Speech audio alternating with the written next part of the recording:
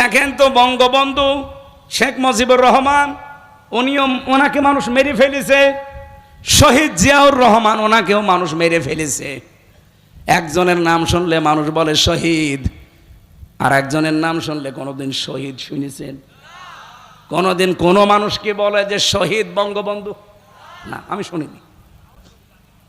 কিন্তু শহীদ জিয়া, একথা আমি নিজে কাবা শরীফের ইমাম।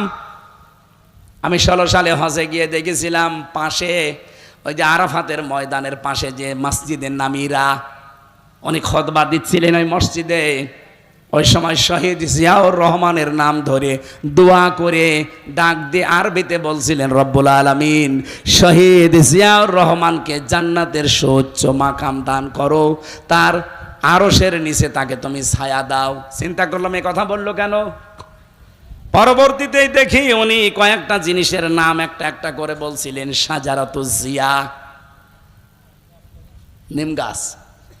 আমরা বলি নিম গাছ, ওই দেশে বলে শাজারাতুজ জিয়া, জিয়া গাছ।